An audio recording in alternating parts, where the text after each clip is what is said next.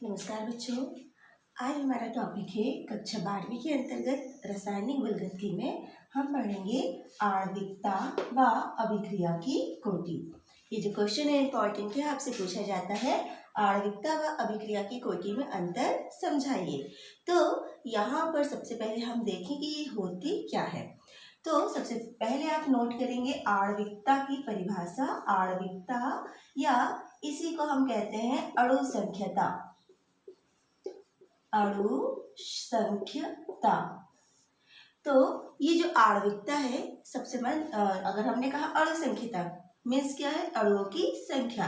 तो आप ध्यान रख सकते हैं कि जो आणविकता है या अणु संख्यता है, जब कोई रासायनिक अभिक्रिया होती है तो रासायनिक अभिक्रिया में भाग लेने वाले जो अणुओं की संख्या होती है वो कहलाती है आणविकता। तो एक सिंपल सी भाषा में आप इस चीज का ध्यान रखें कि जब भी कोई रासायनिक अभिक्रिया होती है तो रासायनिक अभिक्रिया में भाग लेने वाले अणुओं की जो संख्या है वो कहलाती है आणविकता। भाग लेने वाले अणुओं की संख्या। अब यहाँ पर थोड़ा सा हमको ध्यान रखना पड़ता है कि जो रासायनिक अभिक्रिया है दो प्रकार की होती है। अगर हम देखें, कुछ अभिक्रियाएं प्राथमिक होती हैं और कुछ अभिक्रियाएं जटिल होती हैं। प्राथमिक अभिक्रियाएं जहां पर कहा जाता है कि यदि अभिक्रिया एक ही पद में कंप्लीट होती है तो उसे हम कहते हैं प्राथमिक अभिक्रिया। लेकिन कुछ अभिक्रियाएं ऐसी भी हैं जो हम पढ़ के आ रहे हैं, जो कि दो या दो से अधिक स्टेप में होती हैं, दो या दो से अधिक पदों में संपन्न होती हैं, वो कहलाती है जटिल अभिक्रिया।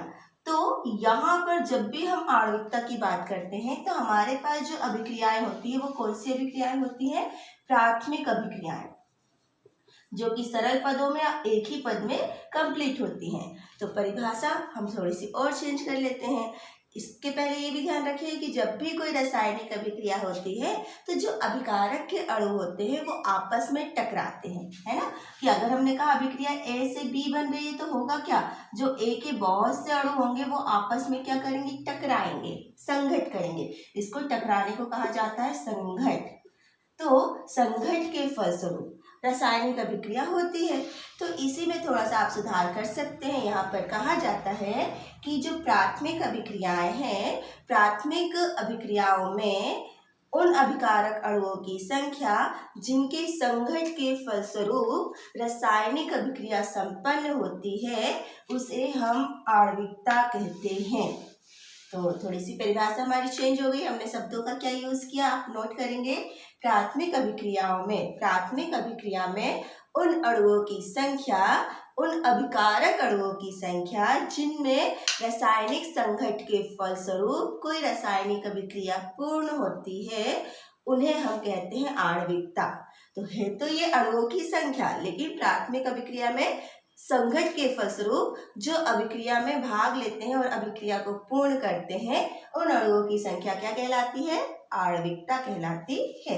अब ये जो आणविकता है, अणुओं की संख्या के आधार पर ये भी प्रथम, द्वितीय, तृतीय हो सकती है। मतलब आणविकता जो है किसी अभिक्रिया के लिए जो आणविकता है उसका मान 1 हो सकता है। जैसे आणविकता है इसका मान 1, 2, 3, 4 हो सकता है। तो आणविकता 1, जैसे कि हमारे पास अभिक्रिया है अमोनियम नाइट्राइड NH4NO2। ये जब अभिक्रिया करता है तो अभिक्रिया के फलस्वरूप नाइट्रोजन गैस प्लस H2O2 ये बनाता है। यहाँ पे अमोनियम नाइट्राइड की अभिक्रिया होती है। तो यहाँ पर आणविकता का मान 1 होता है, क्योंकि अभिक्रिया में केवल क्या है? एक अणु भाग लेता है। तो ऐसी अभिक्रिया है जिसमें एक अणु संघट होता है या एक अणु भाग लेता है, उसकी आणविकता क्या होती है? 1। अगर हमने कहा यहाँ पर आणविकता 2 हो सकती है, कब हो सकती है आणविकता? तो यदि कोई रासायनिक अभिक्रिया हो रही है और रासायनिक अभिक्रिया में दो अणु आपस में संघट कर रहे हैं और जिसके फलस्वरूप उत्पाद बनता है तो उसकी आणविकता कितनी हो जाती है? 2 हो जाती है। फॉर एग्जाम्पल हमारे पास आपको है 2N, यहाँ पर 2 हम लेते हैं किसका?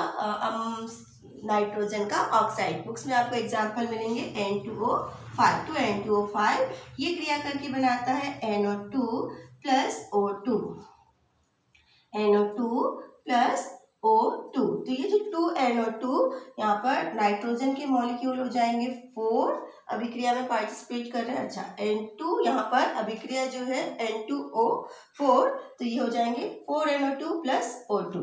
तो इस अभिक्रिया में आणविकता कितनी है? 2 है, क्योंकि 2 अणु पार्टिसिपेट कर रहे हैं।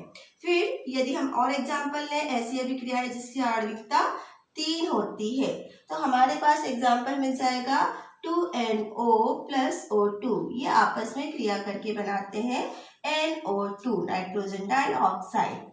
तो ये जो 3 अभिक्रियाएं हैं जहां पर हम देखेंगे आणविकता का मान 1, 2, 3 हो सकता है।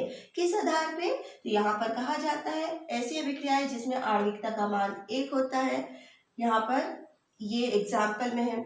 इन अभिक्रियाओं के लिए आणविकता का मान 2 होता है और इन अभिक्रियाओं के लिए आणविकता का मान 3 होता है। तो आणविकता का मान पूर्णांक होता है, हमेशा 1, 2, 3 होता है। तो ये आप नोट कर लें कि जो अणु संख्या है या आणविकता है वो 1, 2, 3 भी हो सकती है। नेक्स्ट हमारे पास है अभिक्रिया की कोटि। हेडिंग डाल लेंगे अभिक्रिया की कोटि। इंपॉर्टेंट क्वेश्चन है क्योंकि इससे हम आगे और भी रिलेटेड क्वेश्चन पढ़ते हैं। अभिक्रिया की कोटि और आणविकता दोनों ही अणुओं की संख्या दर्शाती है। दोनों ही क्या दर्शाती है? अणुओं की संख्या।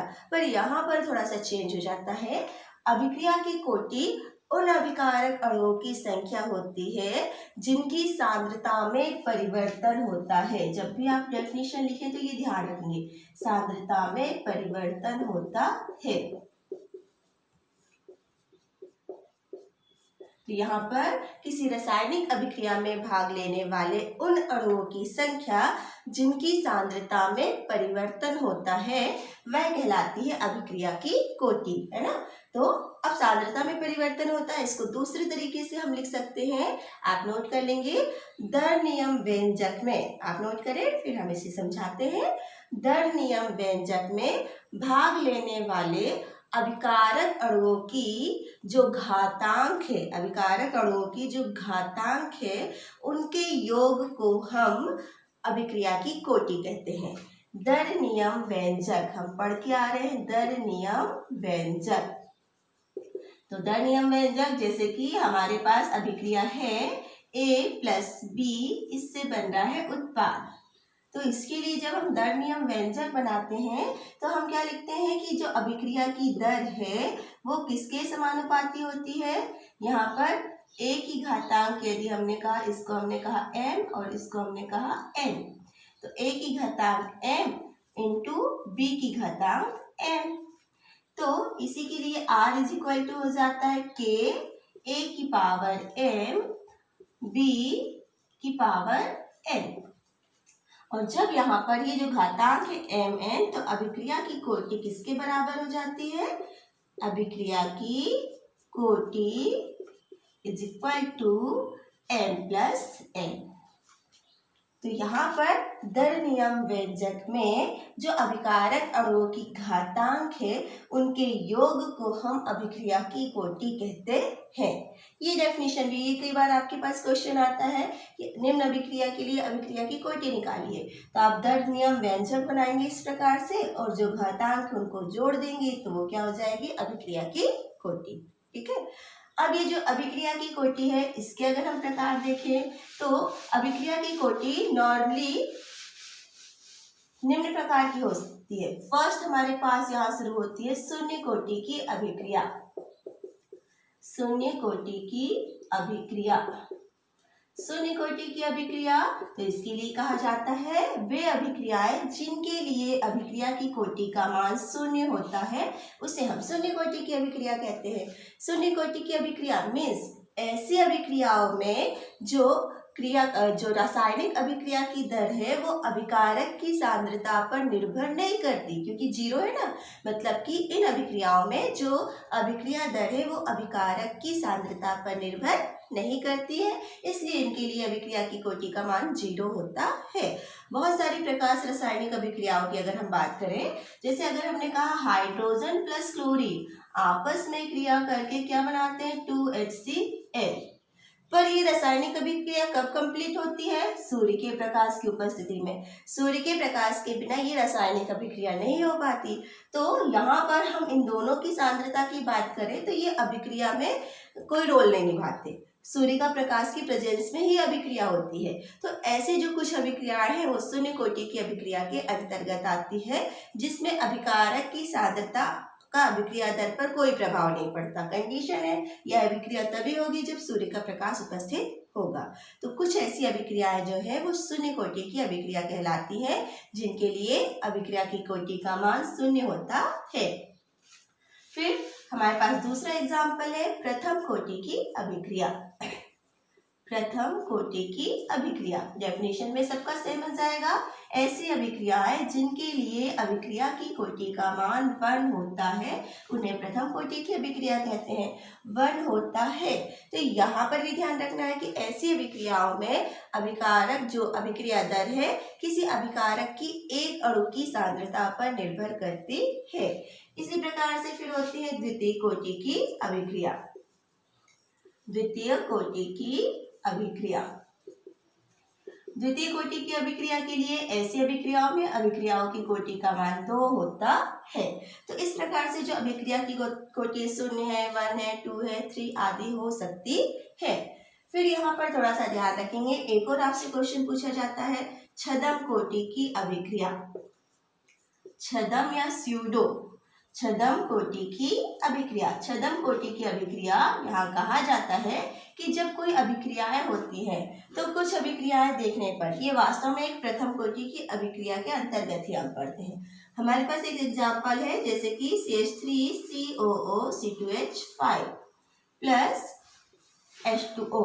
तो ये क्या है? एथिल एसीटेट का जब जल अपघटन होता है तो हम पढ़ के आए हैं, यहाँ बनेगा CH3COOH प्लस C2H5OH। तो यहाँ पर जब ये अभिक्रिया हो रही है, कौन सी अभिक्रिया हो रही है? यहाँ पर आप देखेंगे एथिल एसीटेट का जल अपघटन, एथिल एसीटेट का जल अपघटन। तो यहाँ पर अभिक्रिया में देख के हमको क्या लग रहा है? 2 अणु पार्टिसिपेट कर रहे हैं, एक एथिल एसीटेट है और दूसरा क्या है? जल है। तो यहाँ पर कहा जाता है कि अभिक्रिया की कोटि कितनी होनी चाहिए? 2 होनी चाहिए, है ना। लेकिन वास्तव में यहाँ अभिक्रिया की कोटि 1 होती है। क्यों होती है? तो यहाँ पर कहा जाता है इस अभिक्रिया में जो जल की सांद्रता है बहुत कम होती है। एथिल एसीटेट की तुलना में जो जल की सांद्रता है बहुत कम होती है, और बहुत कम होती है जिसको हम नेग्लेक्ट कर देते हैं। मतलब इस अभिक्रिया में देखने पर हमको ये क्या लग रहा है कि 2 अणु पार्टिसिपेट कर रहे हैं, लेकिन वास्तव में केवल एथिल एसीटेट की सांद्रता में ही परिवर्तन होता है। और हम पढ़ के आए हैं कि अभिक्रिया की कोटि में सांद्रता में परिवर्तन उन अभिकारक अणुओं की संख्या जिनकी सांद्रता में परिवर्तन हो रहा है। तो यहाँ पर कहा जाता है कि ऐसी अभिक्रियाएं जो देखने पर द्वितीय कोटि की प्रतीत होती हैं लेकिन वास्तव में कैसी होती है? प्रथम कोटि की होती है। इन अभिक्रियाओं को हम छद्म कोटि की अभिक्रिया कहते हैं। तो इसे भी आप अलग से नोट कर लेंगे। एग्जाम्पल है एथिल एसीटेट का जल अपघटन। तो अक्सर ये पूछे जाते हैं कि अभिक्रिया की कोटि क्या है, इसके प्रकार लिखिए। ठीक है, नोट कर लें आप। इसके बाद हम पढ़ेंगे अभी आणविकता व अभिक्रिया की कोटि में अंतर। 1 मिनट आप नोट कर लें पहले।